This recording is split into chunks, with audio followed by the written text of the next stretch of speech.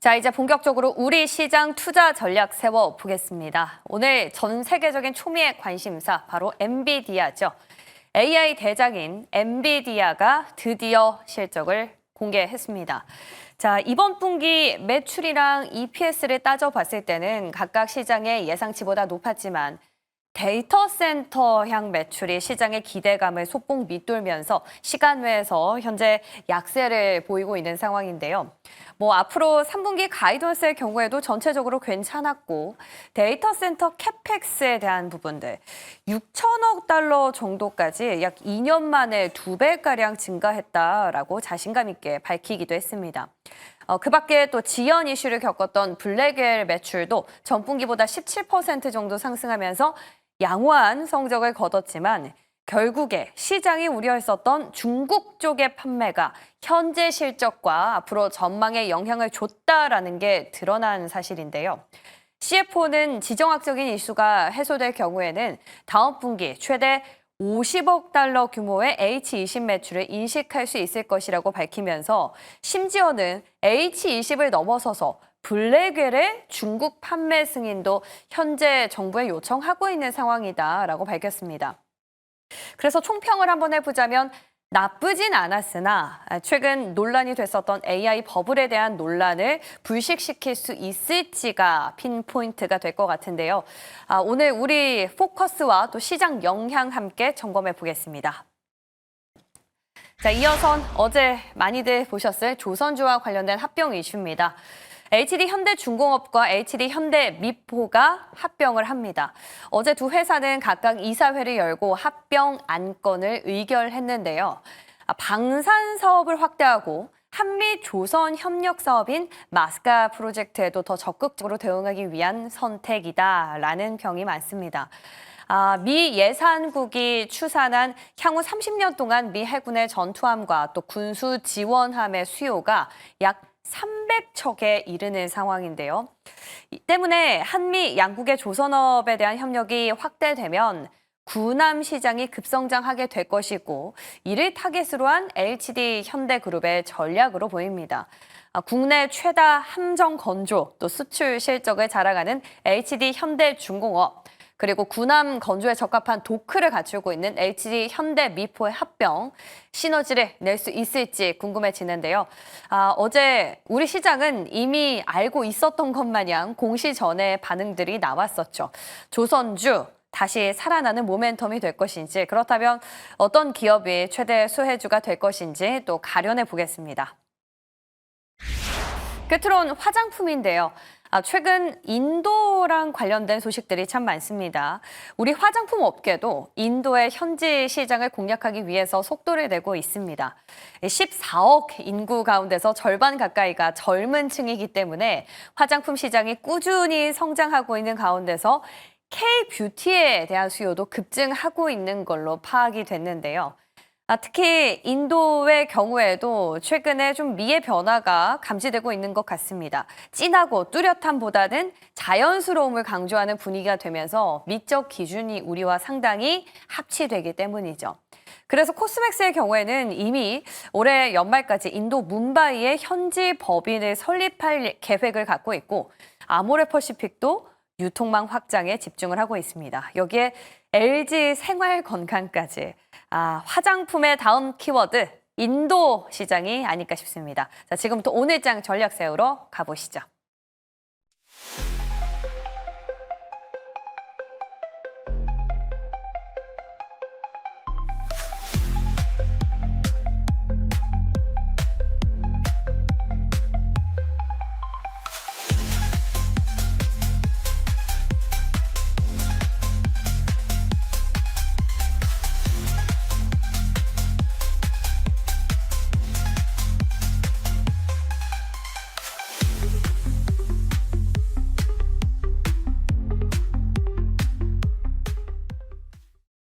네, 목요일 아침입니다. 이지스탁 이지은 대표와 전략 세워보겠습니다. 어서 오세요. 안녕하세요.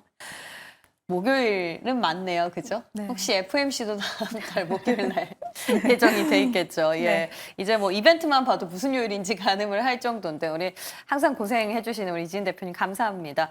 자, 오늘도 어김없이 빅 이벤트가 있는데요. 먼저 오늘 장 키워드부터 열어보고 가겠습니다. 엔비디아와 금통위. 아, 그러네요. 금통위를 잊고 있었어요. 너무 네. 엔비디아에 몰입한 거죠.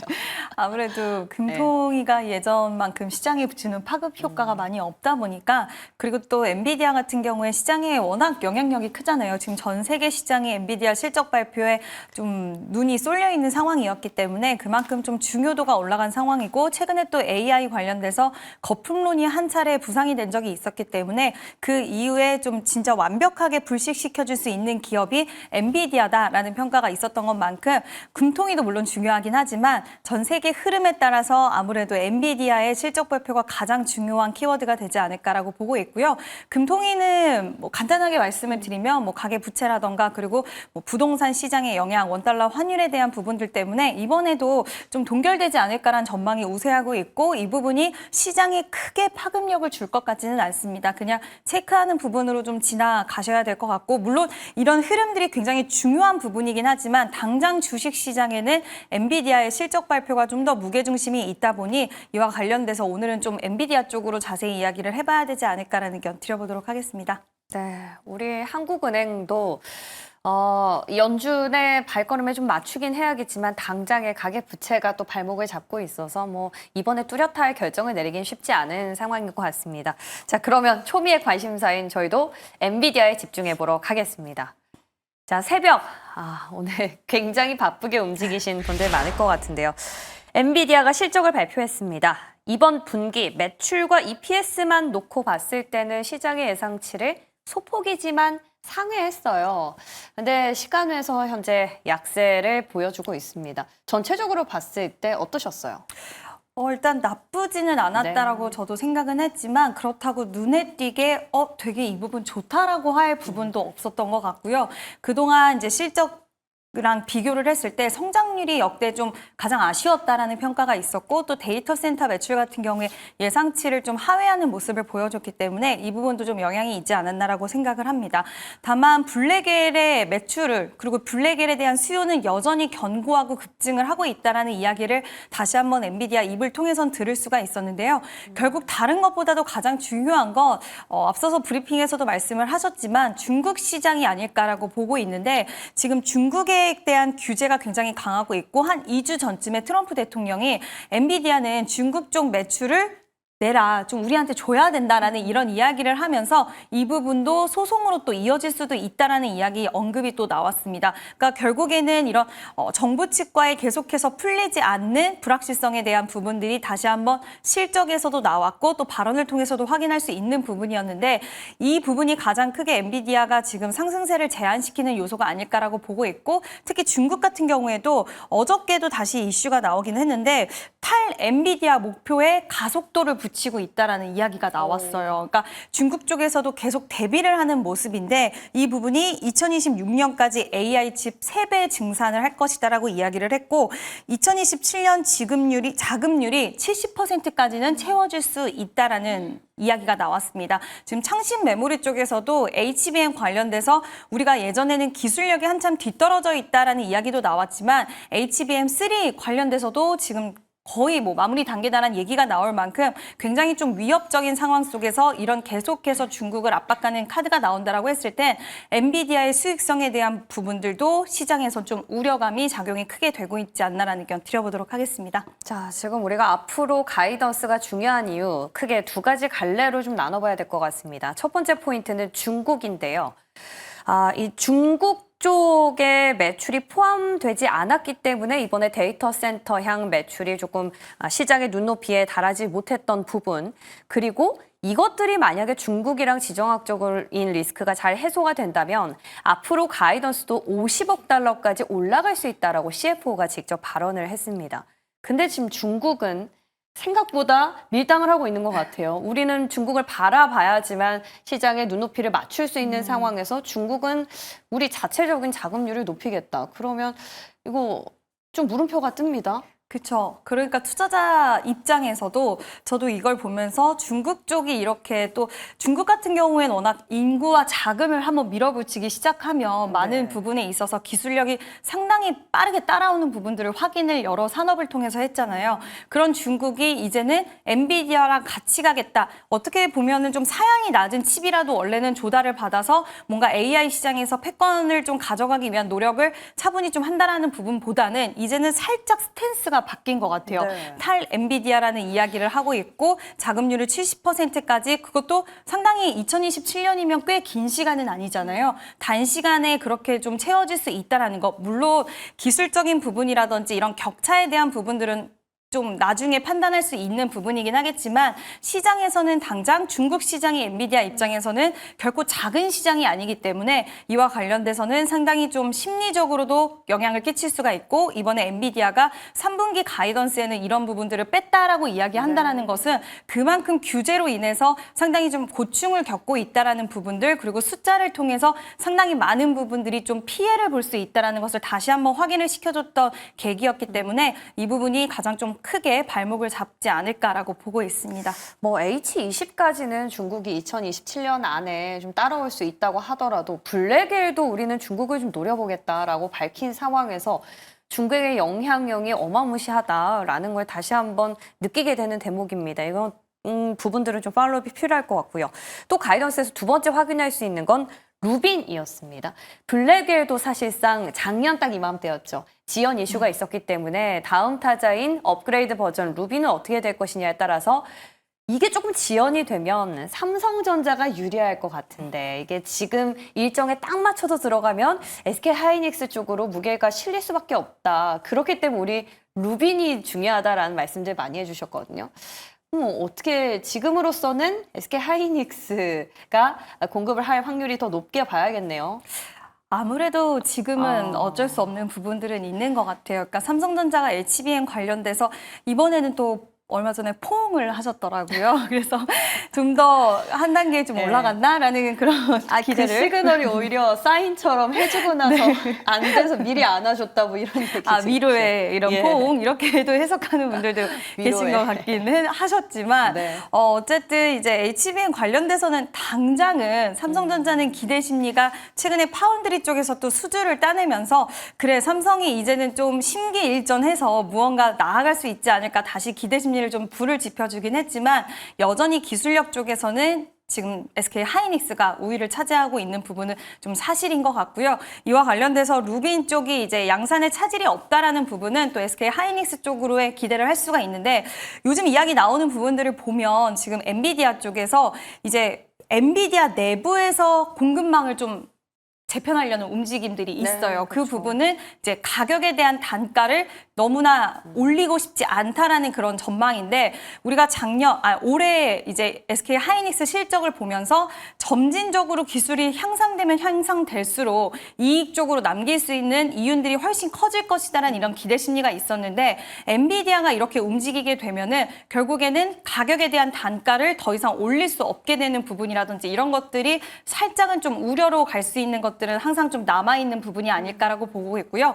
이런 구도들을 보면 결국 중국도 그렇고 엔비디아도 그렇고 우리나라 기업 입장에서도 그렇고 AI 시장이 점점 이제 초기 단계가 아니라 서로 기술들을 어느 정도 만들어 나가는 단계들이 되다 보니까 더 많은 이윤을 남기고 더 그렇죠. 유리한 고지를 차지하기 위한 이런 두뇌 싸움과 이런 것들이 계속 좀 되고 있는 것 같아서 이런 부분들도 지속적으로 좀 체크는 해봐야 될 것 같습니다. 그러니까 엔비디아도 본인들의 매출을 확보를 해야 되기 때문에 루빈이 또 지연된다면 또 여기에 버블 논란이 더 가중될 수 있어서 그들로서는 최선의 선택일 수 있겠지만 SK 하이닉스와 삼성전자의 좀 셈법이 좀 복잡해지는 대목인 것 같습니다. 자, 가이던스도 뭔가 딱 뚜렷한 방향성이 지금 없거든요. 그럼 그 밖에 혹시 볼만한 관전 포인트가 있었습니까?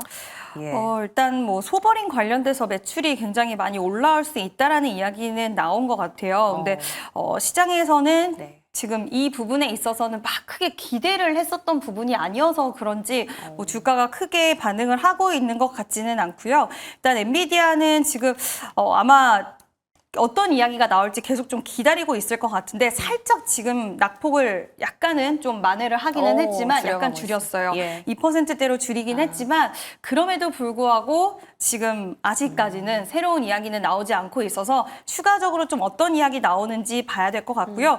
2025년까지 데이터 센터 캐펙스, 그러니까 설비 투자 규모가 6천억 달러가 예상이 된다. 2년 만에 거의 2배가 올라간 것이다. 이 부분은 좀 시장에서 원하는 이야기가 될 수 있을 것 같긴 한데 딱히 주가에 크게 반영은 없었다라는 부분은 참고해 주시면 좋을 것 같습니다. 그 주가에 반영이 없었다라는 말인즉슨 AI 버블 논란이 오늘 해소가 단번에 되긴 좀 어렵다라고 봐도 될까요?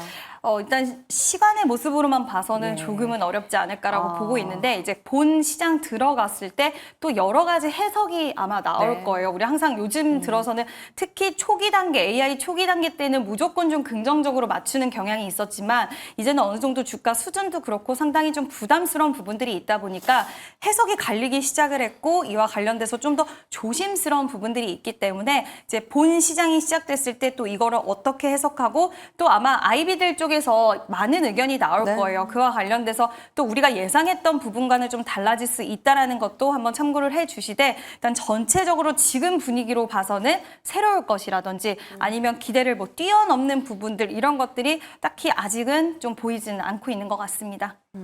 예상했던 대로 나오곤 있습니다만 그래서 역시 또 소문난 잘치에 먹을 게 없었나라는 생각이 들거든요. 오늘 우리 시장에서 반도체주 향방 어떻게 예측하십니까?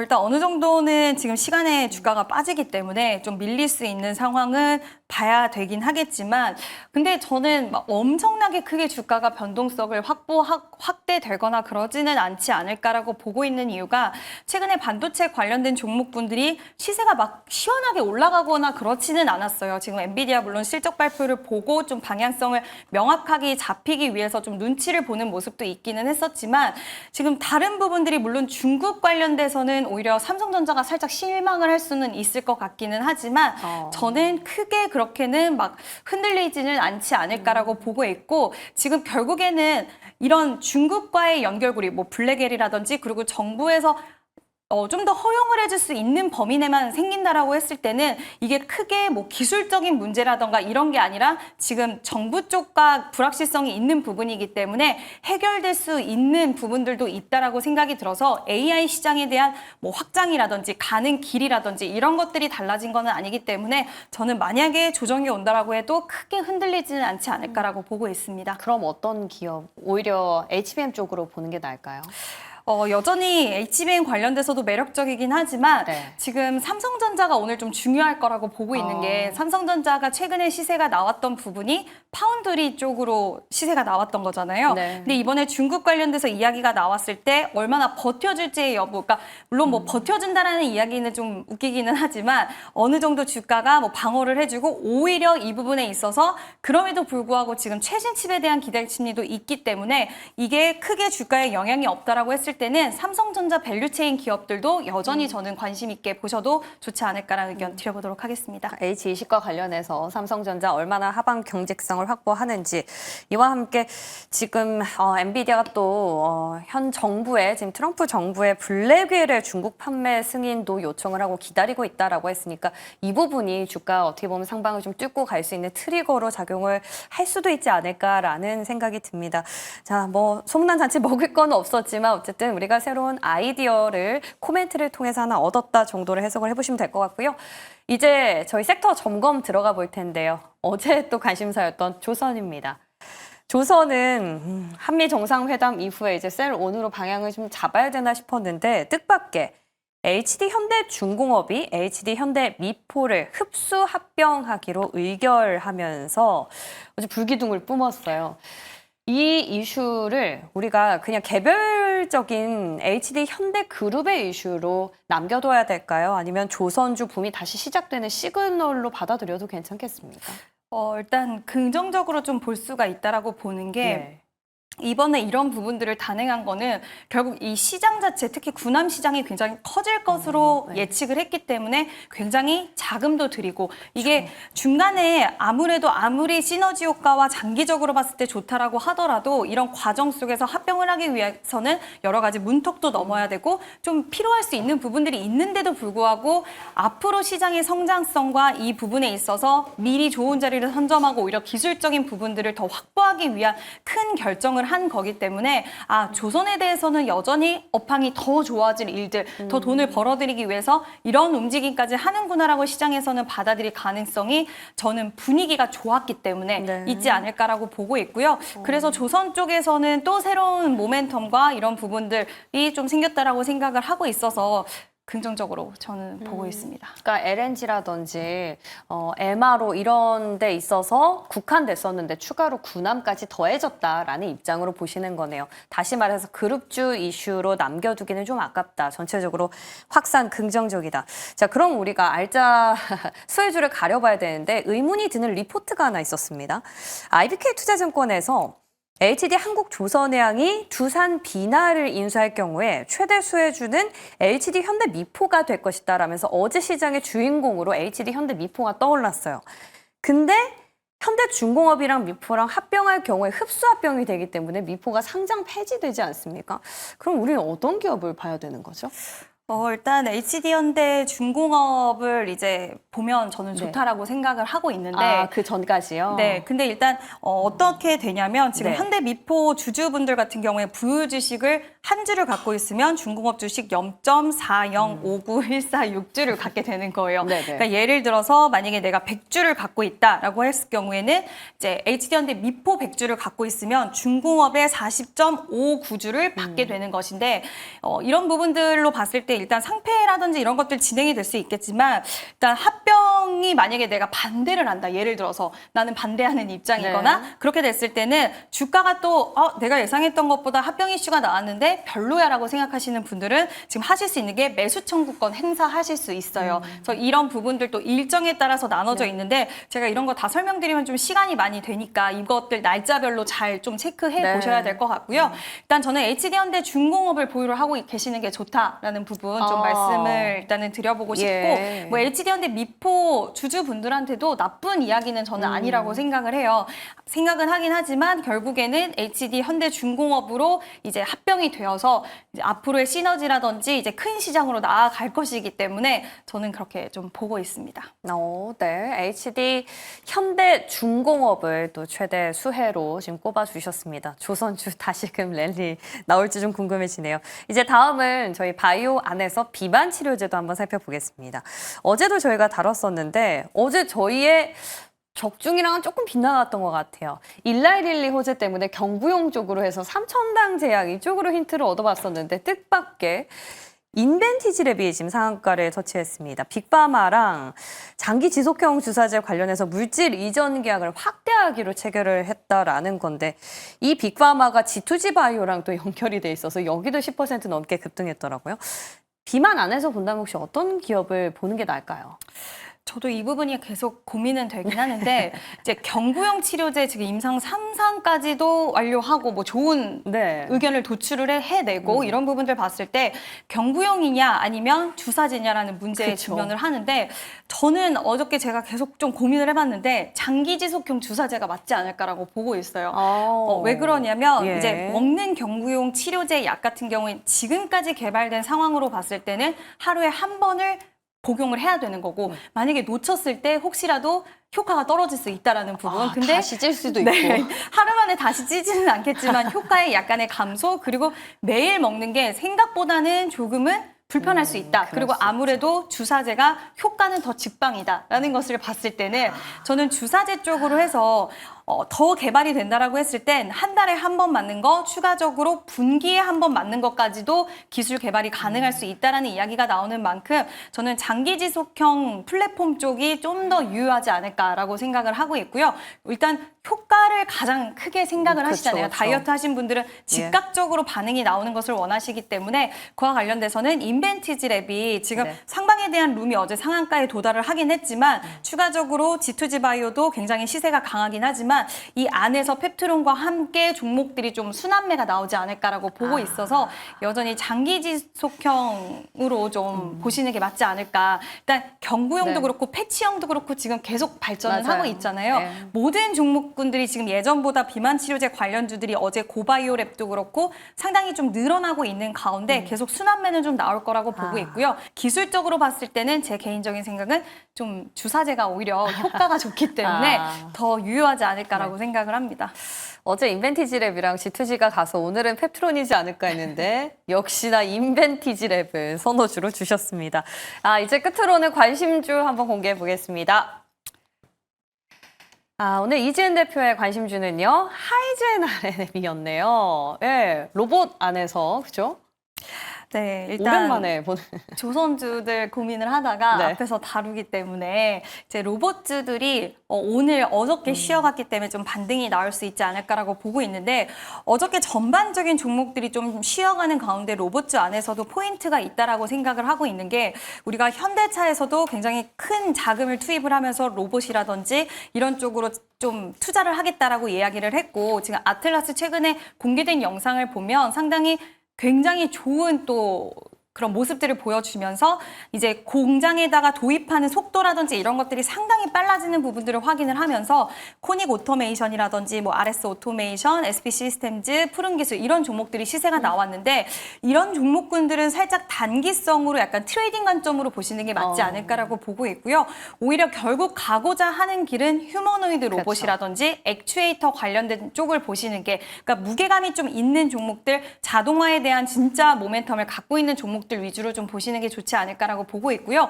어저께 조정이 나왔을 때도 앞전에 말씀드린 종목들은 굉장히 큰 폭의 조정이 나왔지만 뭐 휴머노이드 로봇이라든지 그러니까 로봇 관련돼서 액추에이터 하이젠 RNM, 로보티즈는 좀 많이 빠지긴 했지만 그래도 지지를 받는 모습, 뭐 원희홀딩스, 레인보우 로보틱스 이런 종목군들은 상대적으로 그래도 좀 막판 들어서는 방어하는 모습을 보여줬기 때문에 나는 로봇주 관심 있고 좀 시계를 갖고 좀 긴 관점으로도 보고 싶다 하시는 분들은 이런 종목군들 위주로 좀 천천히 분할 매수 관점으로 보시는 게 좋지 않을까. 그래서 액추에이터 관련된 기업 하이젠 RNM 말씀드리도록 하겠습니다. 네, 이번 텀에서도 로봇의 키워드는 휴머노이드였네요. 이 안에서 액추에이터 기업으로 한번 참고해 보시기 바랍니다. 자, 오늘 굉장히 바쁜 하루였는데요. 숨가쁘게 도와주신 우리 이지은 대표님 감사드리면서 인사드릴게요. 고맙습니다.